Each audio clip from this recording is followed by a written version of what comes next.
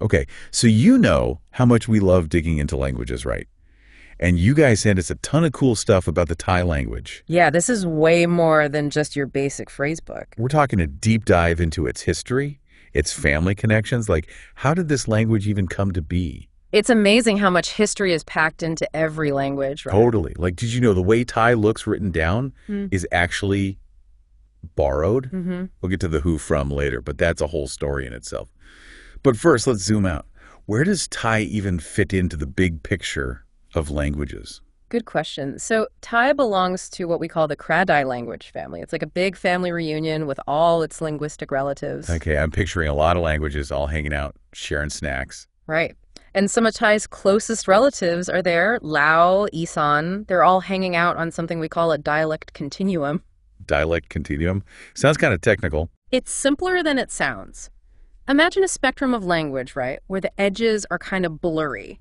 Like someone speaking Lao might understand a good chunk of Thai, even if it's not perfect. So it's less about hard borders between languages and more like regional accents. Yeah, exactly. Think about how different a Southern accent can be from, say, a Boston accent. True. You can usually tell where someone's from by how they talk. Exactly. But in any family, there's usually one sibling who sets the trends, right? Oh, yeah. In the Thai language family, that's Central Thai, the language of the capital, used in schools, government, media. It's the influencer, so to speak. So Central Thai is like the trendy older sibling, and the others can't help but pick up a few habits. Makes sense. But how did Thai get its unique sound? Because what I'm seeing here, it wasn't always like this. You're right. Languages are always evolving, always on the move. So give us the highlights, the before and after. How did we get from old Thai to modern Thai? Picture this. A major sound shift happening between the 14th and 17th centuries. Okay, that's a pretty big time jump. It was a gradual change, but essentially consonants, the sounds like B, D, G, they started to sound softer. Specifically, we call this a change in voicing distinctions. Okay, voicing distinction. I feel like I learned that in school, but remind me. You got it. Think of the difference between B and P. When you say B, your vocal cords vibrate. That's voicing. P, no vibration. Old Thai had a sharp difference between those.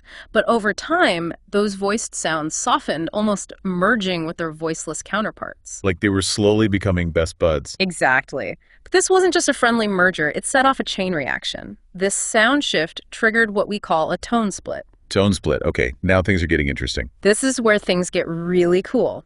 Because languages are incredibly adaptive, right? They have to keep meaning clear. So as those consonant pairs got less distinct, Old Thai found a workaround: tones. Wait, so this is why Thai is a tonal language? Because those consonants got too close for comfort. You got it. It's one of the things that makes Thai so unique. To really get it, think of this.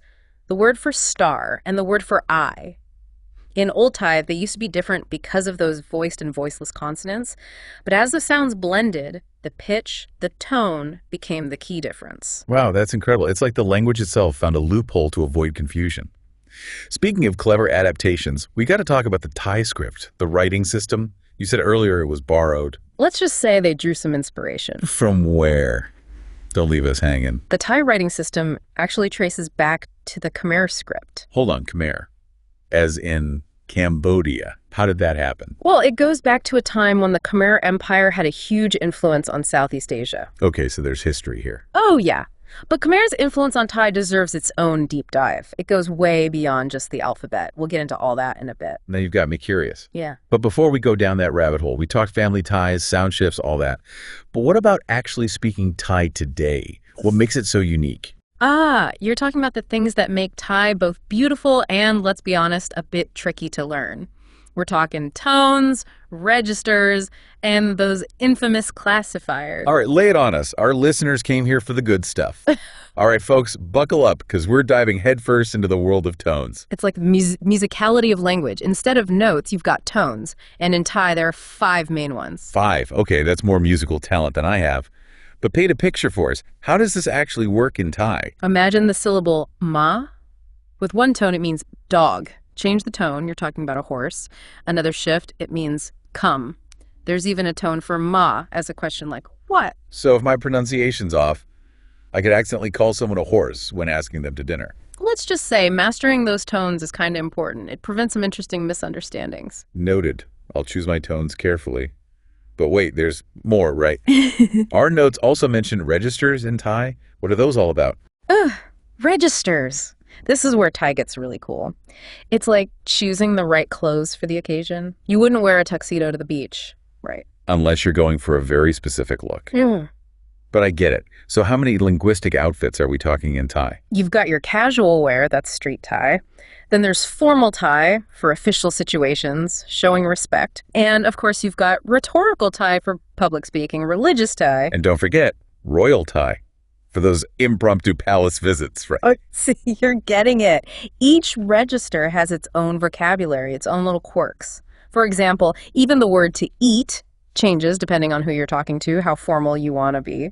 It's like linguistic code switching, but, Thai style. Okay, so between the tones, the registers, it seems like Thai keeps you on your toes. But wait, there's one more hurdle our notes mention, and I'll be honest, it always trips me up. Huh. Classifiers. Ah, yes, those little words that pop up everywhere in Thai grammar. Right. We actually use them in English too, don't we? Like a cup of coffee or 2 slices of pizza. Exactly. But in Thai, they're way more common. And you use them for so much more than just quantities. We're talking about counting objects, describing shapes, even indicating how things relate to each other in a sentence. Okay, so it's not just about how much, but what it is and how it exists in the sentence. That's a lot of pressure for one little word. It is. Imagine trying to order, say, noodles without knowing the specific classifier for long, thin object. You might end up with something completely different. That's a culinary gamble I'm not willing to take.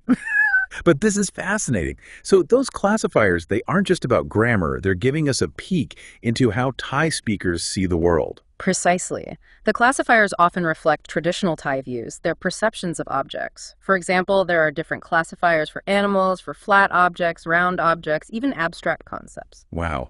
So learning Thai isn't just about memorizing words and rules. It's about tapping into a whole different way of looking at things. Now, speaking of cultural influences, remember that Khmer connection we teased earlier? Oh, absolutely. The Khmer influence on Thai, that's a story for the ages. It's woven into the very DNA of how Thai is spoken today.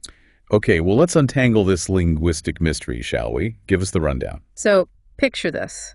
The Ayutthaya period of Thai history. Khmer wasn't just a neighboring language, it was the language, used in courts, official documents, all the high society stuff. Ah, so kind of like Latin in Europe back in the day, a sign of, education and prestige. Exactly. And just like with Latin, Khmer left a lasting mark. We're talking about, get this, over 2,500 Thai words borrowed directly from Khmer. 2,500. Okay, now that's a serious linguistic legacy. But what kind of words are we talking about here? And these aren't just any words. We're talking core vocabulary, words for everyday things, actions, even body parts. The influence is super clear in royal and formal terms. So even today, when Thais are being formal or official, they're speaking Khmer-infused Thai. In a way, yes. It shows you how deep the connection between these two languages really is. Now that's fascinating. But Khmer wasn't the only influence, was it? Our notes mention a whole bunch of other languages in the mix too. It's like Thai is a linguistic melting pot. So we've got Khmer, a major influence, but it wasn't just them, right? Our notes mention other languages in the mix too.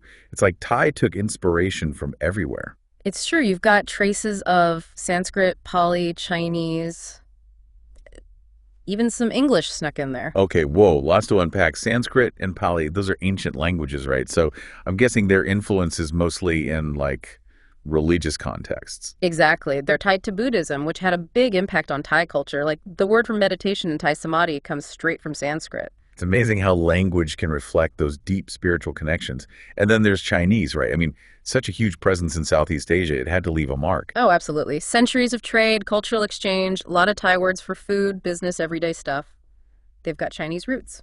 Makes sense. I mean, try talking about Thai food without mentioning noodles. Those are a Chinese influence, right? A delicious example of cultural exchange. And then, of course, there's English, the global language these days. Yeah, English is everywhere. So are we mostly talking tech words, business jargon, that kind of thing? Yep. Computers, smartphones, global trade. They've all brought English loanwords into Thai. Thai is taking it all in, but still keeping its own unique character. Man, we've covered a lot of ground. We traced Thai's family tree, broke down its sound system, those essential classifiers, the impact of Khmer, Sanskrit, Pali, Chinese, even English. It's been quite a journey. It really has. And the amazing thing is, we've barely scratched the surface of this language. I know, right?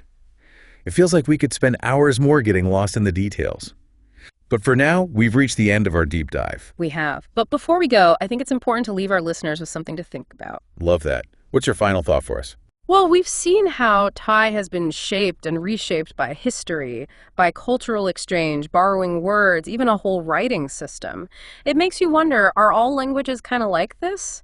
Are they all reflections of where their speakers have been, what they've experienced? That's a really interesting thought. Like, every word, every grammar rule has a story behind it. Exactly. And as we've seen with Thai, those stories are worth exploring. Couldn't agree more. So for anyone listening who wants to keep digging, we'd recommend checking out the Thai script. It's beautiful, and it really shows the ingenuity of the Thai people. And with that, we'll leave you to ponder the wonders of the Thai language. Until next time.